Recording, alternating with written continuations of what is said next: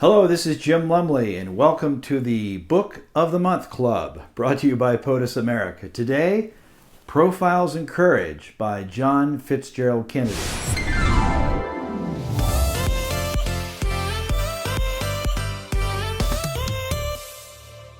Profiles in Courage was written by Senator John F. Kennedy in 1955 while he was in the hospital. 2 years later, it received the Pulitzer Prize. I have 3 copies here in my library. This is the senatorial edition that was originally published in 1955, the presidential edition, and then on the library shelf behind us is the memorial edition.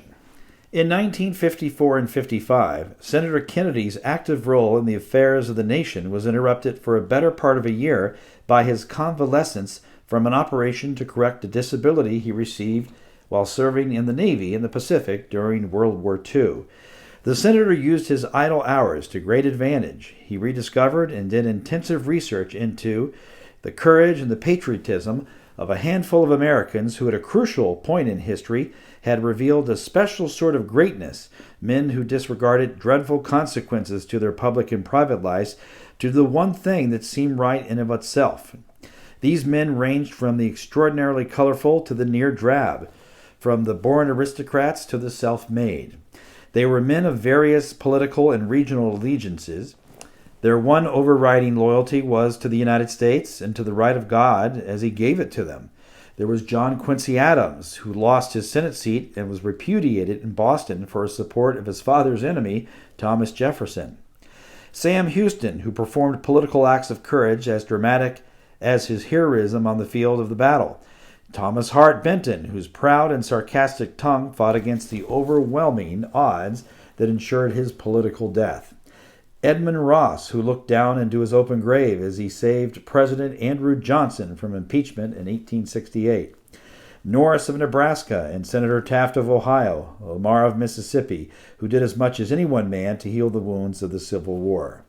And then there was Daniel Webster, scourged for his devotion to the Union by the most talented array of constituents ever to attack a senator. And in the opening and closing chapters, which are inspiring as they are revealing, Senator Kennedy draws on his personal experience to tell something of the satisfactions and burdens of a senator's job, of the pressures both outward and inward, and of the standards by which a man of principle must work and live. Senator Kennedy used his wonderful skill in transforming the facts of history into dramatic personal stories. There are suspense, color, and inspiration here. But first of all, there is extraordinary understanding of the intangible thing called courage. Courage such as these men share. Senator Kennedy makes clear it is central to all morality. A man does what he must do in spite of personal consequences, even political consequences. I want to read a few words of the introduction from Senator John F. Kennedy. The Founding Fathers could not have envisioned service in the Senate as providing an opportunity for political courage, whereby men would endanger or end their careers by resisting the will of their constituents. For the very concept of the Senate, in contrast to the House, was of a body which would not be subject to constituent pressures.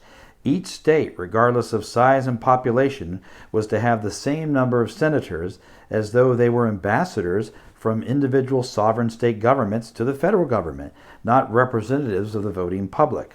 Senators would not stand for re-election every 2 years like the House. Indeed, Alexander Hamilton suggested the United States senators be given life tenure, and a 6-year term was intended to insulate them from public opinion. Nor were senators elected by popular vote. Before the 17th Amendment was passed, senators were appointed by state legislatures. In fact, Delegate John Dickinson to the Constitutional Convention said he wanted the U.S. Senate to have a strong likeness to the British House of Lords as possible. Chapter 2. The magistrate is the servant not of the people, but of his God. John Quincy Adams. The young senator from Massachusetts stirred restlessly in his chair as the debate droned on. The half-filled Senate chamber fairly echoed with the shouting of Massachusetts colleague Senator Pickering, who was denouncing President Jefferson's trade embargo of 1807 for what seemed like the 100th time. Outside, a dreary January rain had bogged the dismal village of Washington in a sea of mud.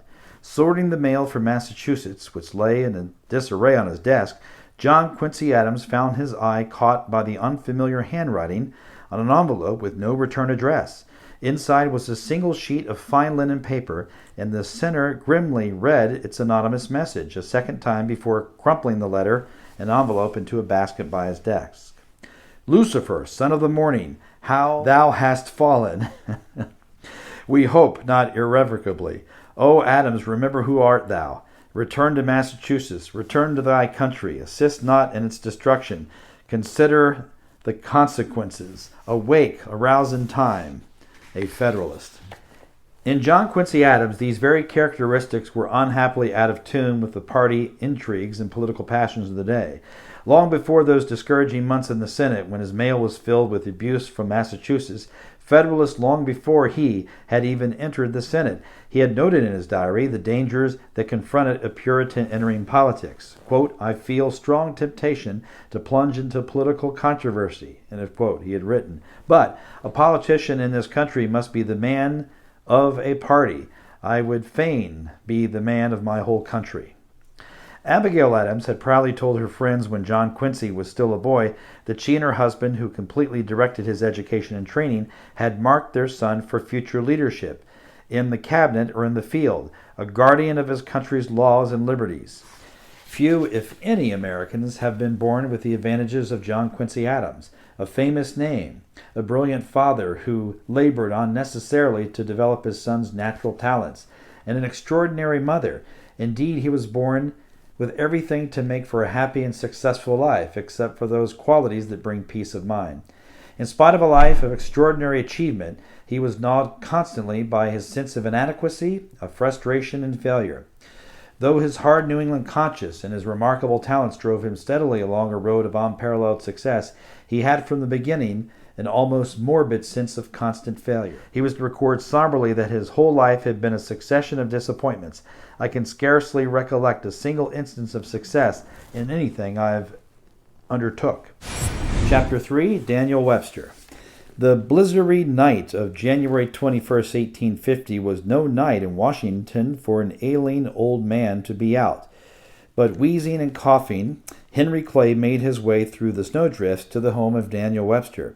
He had a plan to save the Union, and he knew he must have the support of the North's most renowned orator and statesman. He knew that he had no time to lose, for that very afternoon President Taylor, in a message to Congress asking California's admission as a free state, had only thrown fuel on the raging fire that threatened to consume the Union. Tempers mounted, plots unfolded, disunity was abroad in the land. But Henry Clay had a plan for another great compromise to preserve the Union. For an hour he outlined its contents to Daniel Webster in the warmth of the latter comfortable home, and together they talked of saving the Union. Few meetings in American history have ever been as productive and so ironic in their consequences. But Daniel Webster's support, which ensured his success, resulted in his political crucifixion, and for a half century or more, his historical condemnation. The man upon whom Henry Clay called the Wintry Knight was one of the most extraordinary figures in American political history. Webster wrote one of his intimate friends was a compound of strength and weakness, dust and divinity, or in Emerson's words, a great man with a small ambition. There could be no mistaking he was a great man. He looked like one, talked like one, and was treated like one, and insisted he was one. With all his faults and failings, Daniel Webster was undoubtedly the most talented figure in our congressional history. Not in his ability to win men to a cause, he was no match for that of Henry Clay. Not in his ability to hammer out a philosophy of government, Calhoun outshone him there, but in his ability to make alive and supreme the latent sense of oneness of union that all Americans felt, but which few could express. Chapter 5, Sam Houston. The first rays of dawn were streaking into the ill-lit Senate chamber in the year 1854 as one final speaker rose to speak in recognition. Weary, haggard, and unshaven senators slumped despondently in their chairs after the rigors of an all-night session, muttered, "Vote, vote," in the hopes of discouraging any further oratory on a bill already certain of passage. But Senator Sam Houston, the hero of Texas, was not easily discouraged by overwhelming odds. And as his deep musical voice carried the bold, if unpolished words of a powerful message to his astonished colleagues, They shook off the dull stupor which had deafened their fatigued brains and sat upright and attentive. The bill on which bitter and exhausting debate now closed was known as the Kansas-Nebraska Bill, the new, quote, unity device of the Democrat Party in the latest concession to the South. It repealed the Missouri Compromise of 1820 and reopened the slavery extension issue, thought settled in the Compromise of 1850, by permitting the residents of a vast territory of Iowa to the Rockies to decide the slavery question themselves. Sam Houston was a Democrat of long standing, and Sam Houston was a Southerner by birth, residence, loyalty, and philosophy. But Sam Houston was also Sam Houston, one of the most independent, unique, popular, forceful, and dramatic individuals ever to enter the Senate chamber. The first senator from Texas. His name had long before been a household word as commander-in-chief of those straggling and undermanned Texas volunteers who routed the entire Mexican army, captured its general, and established the independence of Texas. He had been acclaimed as the first president of the independent Republic of Texas, a member of Congress, and president again before the admission of Texas into the Union as a state.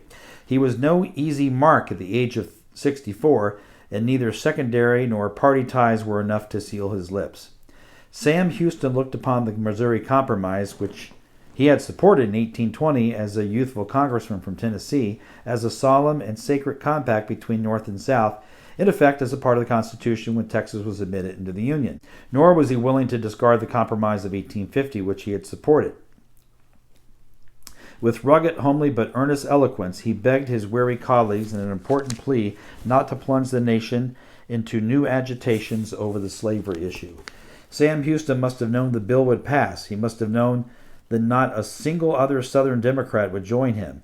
He must have known that as rumor of his position had spread the previous week, the Richmond Enquirer had spoken of his constituents in declaring, "Nothing can justify this treachery, nor can anything save the traitor from the deep damnation which such treason may merit."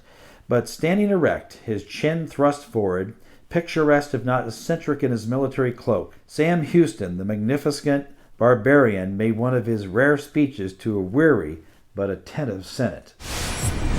Chapter 9. Robert Taft. The late Senator Robert A. Taft of Ohio was never President of the United States. Therein lies his personal tragedy, and therein lies his national greatness. For the presidency was a goal of Bob Taft, pursued throughout his career in the Senate, an ambition that his son of a former president always dreamed of realizing. As the leading exponent of the Republican philosophy for more than a decade, Mr. Republican was bitterly disappointed by his failure on 3 different occasions to receive the nomination. But Robert A. Taft was also a man who stuck fast to the basic principles in which he believed, and when those fundamental principles were at issue, not even the lure of the White House or the possibilities of injuring his candidacy could deter him from speaking out.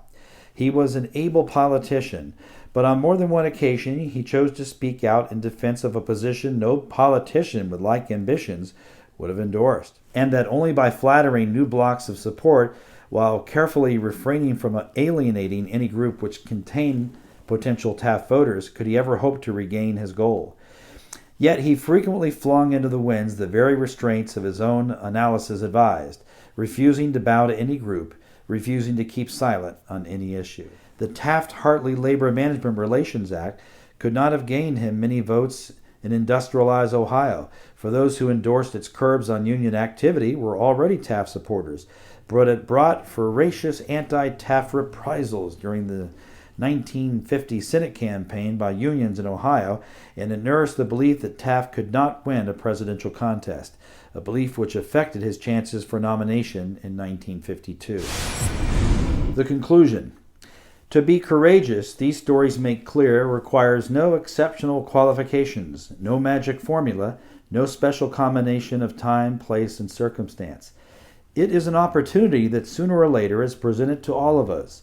Politics merely furnishes one arena which imposes special tests of courage. In whatever area of life one may meet the challenge of courage, whatever may be the sacrifices he faces if he follows his conscience, the loss of his friends, his fortune, his contentment, even the esteem of his fellow men, each man must decide for himself the course he will follow. The stories of past courage can define that ingredient. They can teach, They can offer hope. They can provide inspiration. But they cannot supply courage itself. For these, each man must look into his own soul. Profiles in Courage by Senator John F. Kennedy. Thanks for joining us today on the Book of the Month Club, brought to you by POTUS America. This is Jim Lumley. We'll see you next month, right here in my Library of U.S. Presidents.